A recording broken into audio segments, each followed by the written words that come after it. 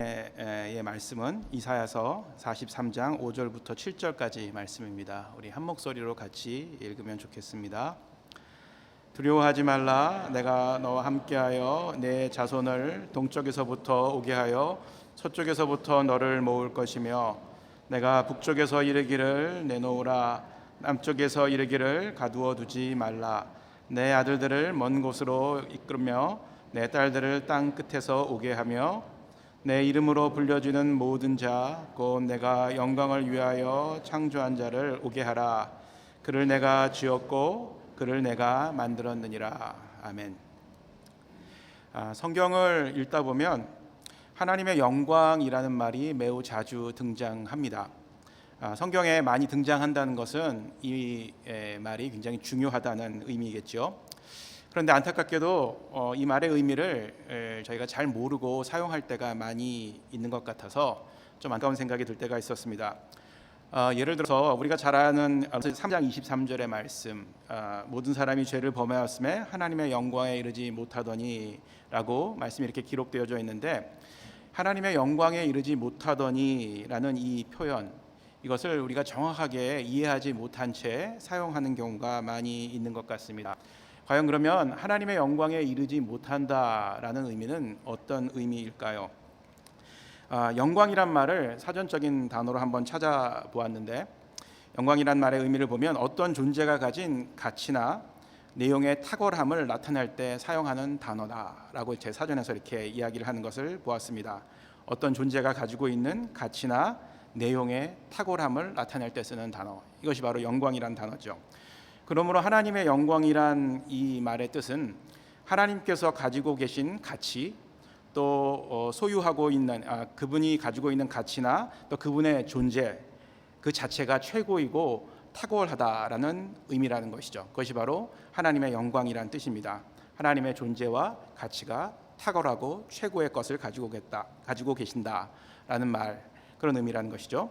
자, 그렇다면 하나님은 어떤 면에서 그 하나님의 존재나 가치가 탁월한 또 완벽한 분이라고 생각을 하십니까? 어떤 면에서? 우리가 잘 알다시피 하나님은 전지하시고 전능하신 분이십니다. 이 말은 하나님은 모든 것을 다 아시고 또 모든 것을 하실 수 있다라는 그런 의미이죠. 아주 탁월하신 또 완벽하신 하나님의 속성에 대한 이야기입니다. 또한 하나님은 무소부재하시고 어디에나 계시고 없는 곳이 안 계시고 또 거룩하시고 영원하시고 또 그 어떤 것과도 비교할 수 없는 탁월하시고 완벽하신 분이라는 사실을 우리는 다 알고 있습니다. 그래서 하나님은 영광스러운 존재시다라고 이렇게 저희가 이야기할 수 있는 것이죠. 성경은 이 하나님의 영광, 하나님의 완벽한 존재, 또 하나님이 가지고 있는 탁월한 가치에 대해서 창세기 1장부터 그 가치와 존재의 탁월함에 대해서 이야기를 합니다. 창세기 1장에는 우리가 잘 알다시피 하나님께서 말씀으로 이 세상을 창조하신 것, 그 창조 사건에 대한 기록이 기록되어져 있습니다. 그래서 하나님께서는 이 하나님의 영광을 드러내시기 위해서 하나님의 존재와 하나님께서 가지고 있는 가치가 완벽하고 탁월하다는 사실을 드러내시기 위해서 이 세상을 창조하셨다라고 성경은 이야기하고 있습니다. 하나님의 영광을 위해서 이 세상을 창조하셨다는 것 믿으시죠?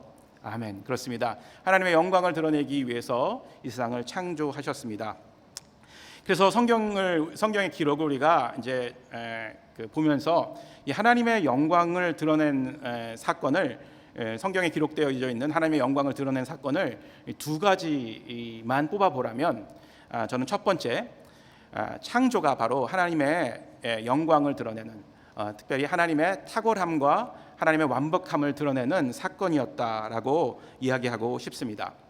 하나님은 말씀으로 이 세상과 인간을 완벽하게 창조하셨습니다. 하나님은 각각의 피조물을 창조하신 후에 보시기에 좋았더라라고 이야기를 하셨습니다. 완벽하신 하나님 눈에 이 보시기 좋았던 세상, 이 인간의 모습, 얼마나 완벽했기 때문에 하나님께서 그런 말을 하실 수 있었을까요? 그렇습니다. 완벽하신 하나님 눈에 보인 인간과 세상은 완벽함 그 자체였습니다. 창조 시에 세상이 완벽하게 이루어졌다는 사실을 보여주는 증거, 물론 인간의 죄악으로 인해서, 범죄함으로 인해서 이런 완벽함이 많이 깨어지고 또 하나님께서 원래 창조하셨던 모습을 그대로 유지하고 있지 못하지만, 그래도 우리가 이렇게 보게 되면 하나님의 그 창조의 완벽함과 탁월함을 그래도 조금은 발견할 수 있는 부분들이 있습니다. 예를 들어서 지구의 자전과 공전 한번 생각해 보십시오.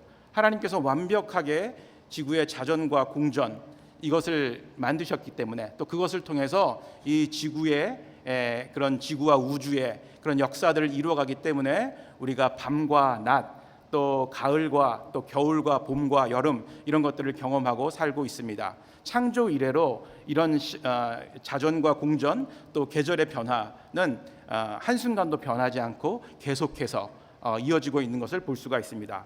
그 완벽함이 아직까지도 이어지고 있다는 것이죠. 또 그 아름다운 자연경관을 한번 보십시오. 어떻게 인간이 이런 자연경관을 만들 수 있겠습니까? 이런 생각들을 해보신 적 있죠? 이거는 정말 신만이, 완벽하신 하나님만이 만들 수 있는 자연이다라고 감탄하는 그런 자연 환경들 많이 있을 것이라고 생각이 됩니다. 또 한 가지는 인간의 신체적인 구조입니다. 물론 인간의 죄악으로 인해서 병들고 나약해지고 약해진 것이 사실이지만, 신체 구조를 가만히 살펴보면 하나도 필요 없게 만들어진 그런 기관들이 없다는 사실 아마 한 번쯤은 들어보셨을 겁니다. 제가 이렇게 할 그런 말을, 신체 구조에 대해서 말을 할 자격은 없지만 그 하나님께서는 우리 인간의 몸을 하나님의 계획대로 완벽하게 만드셨다라는 것이죠. 사도 바울은 로마서 1장 20절에서 이렇게 이야기를 했습니다. 한번 같이 읽어볼까요? 창세로부터 그의 보이지 않는 것들, 곧 그의 영원하신 능력과 신성이 그가 만드신 만물에 분명히 보여 알려졌느니라. 그렇습니다. 하나님께서 만드신 그런 그 창조물들의, 피조물들의 하나님의 영원하신 능력과 신성이 그 안에서 분명히 보여졌다라는 것입니다.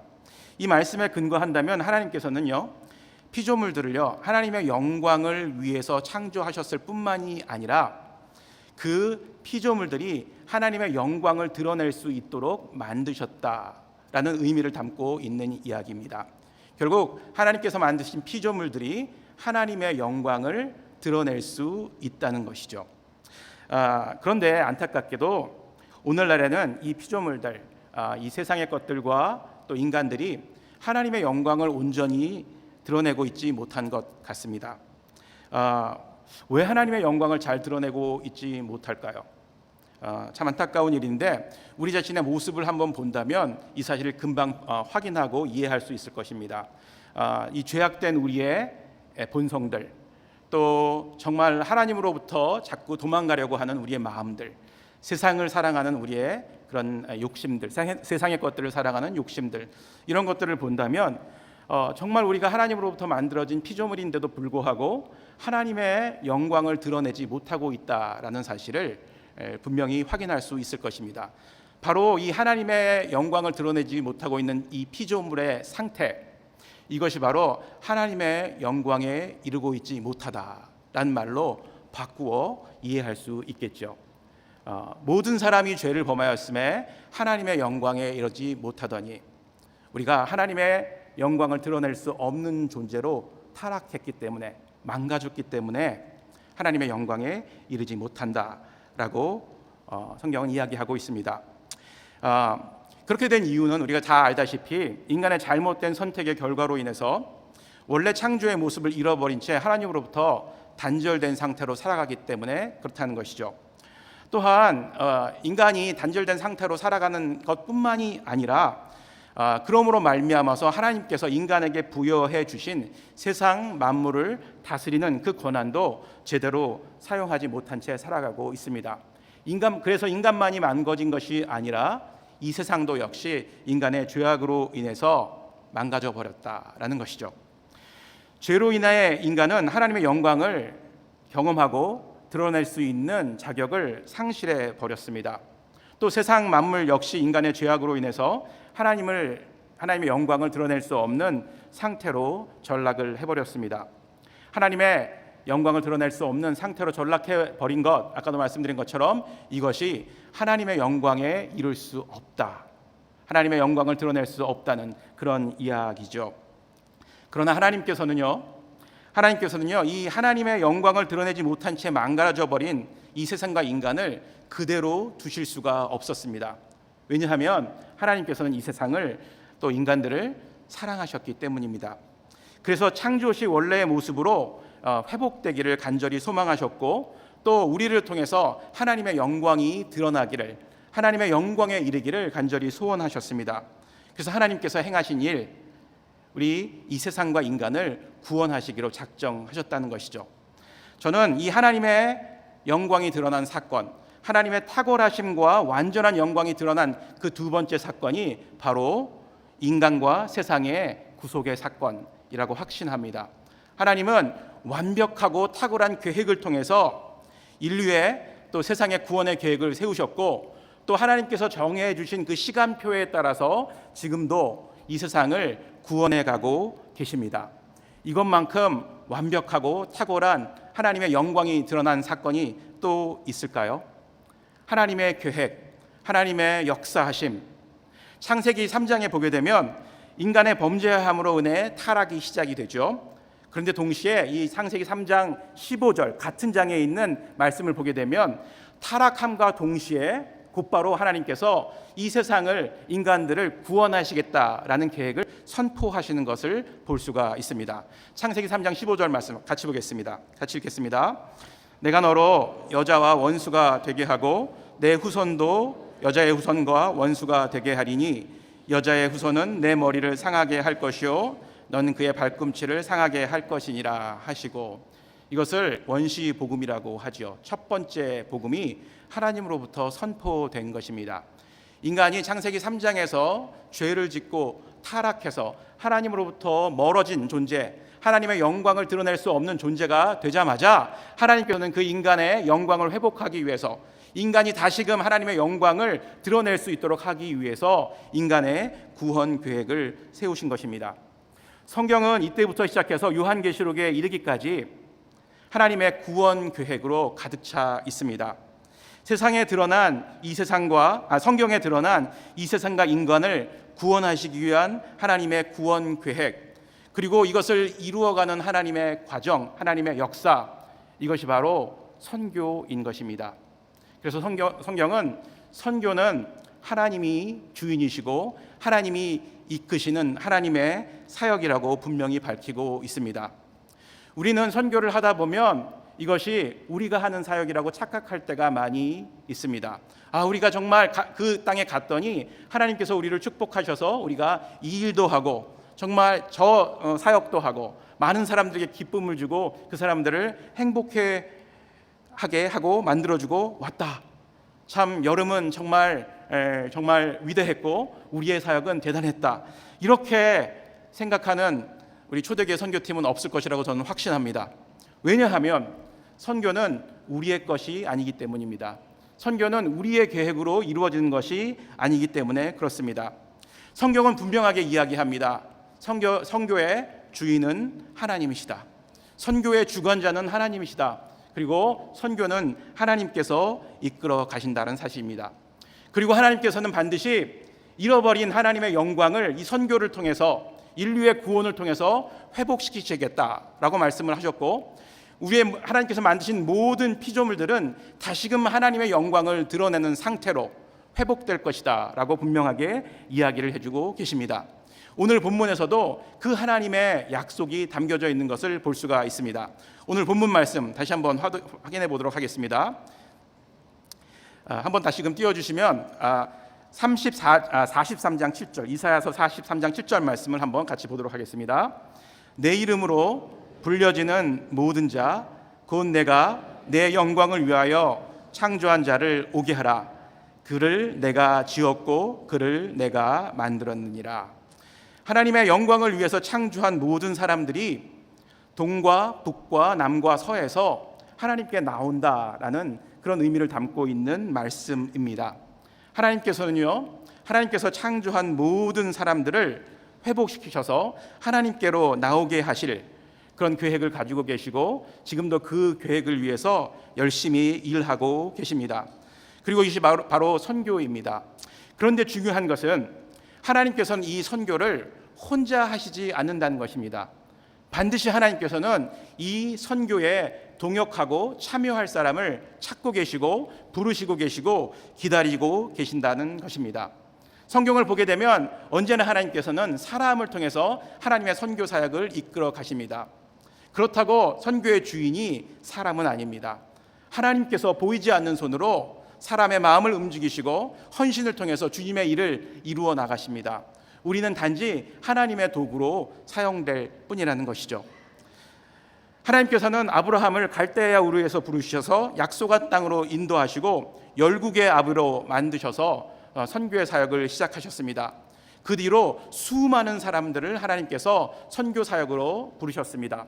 그리고 오늘 이 자리에 앉아 있는 도미니칸 리퍼블릭 팀, 이번 여름에 하나님의 동역자로 또 선교의 참여자로 하나님께서 부르셨습니다.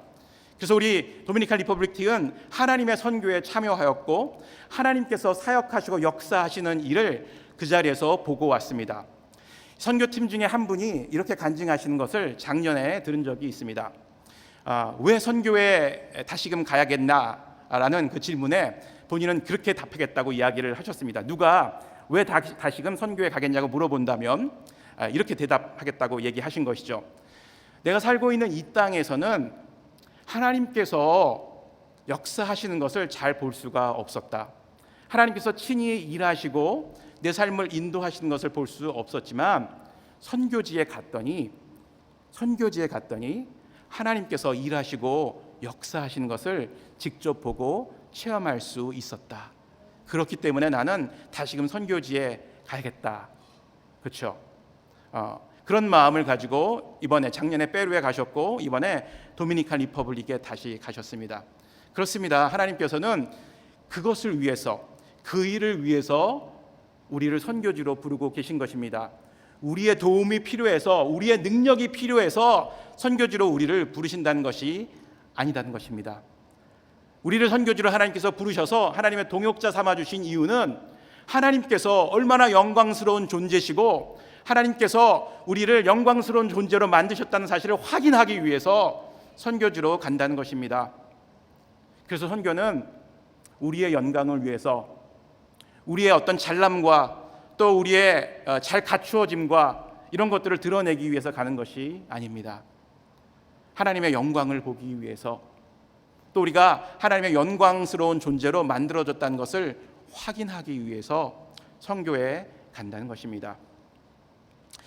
뉴저지 초대교회 역시 하나님의 선교의 사명에 이 부르심에 순종하여 계속해서 매년 선교에 참여하고 있습니다. 우리가 페루 사역을 시작한 지가 15년이 넘었다고 제가 들었습니다. 제가 교회에 온 지는 아직 10년도 채 안 됐기 때문에 제가 선교 목사로 섬기기 훨씬 전부터 귀한 사역들을 해오신 것입니다. 무엇을 위해서 이 선교 사역을 해왔을까요? 저희 초대교회가 말씀드린 것처럼 하나님의 영광을 위해서 사역을 한 것입니다. 그리고 앞으로도 계속해서 우리 초대교회는 이 하나님의 영광을 드러내는 선교 사역에 참여할 것입니다. 그리고 우리가 이 선교에 참여함으로 말미암아 우리 한 사람 한 사람이 하나님의 영광을 드러내는 존재로 회복될 것이라고 저는 확신합니다. 선교를 통해서 하나님을 기쁘시게 하고 하나님을 영화롭게 하는 이 귀한 사역에 우리 성도님들 계속해서 참여해 주시기를 주 이름으로 축원하고 소망합니다.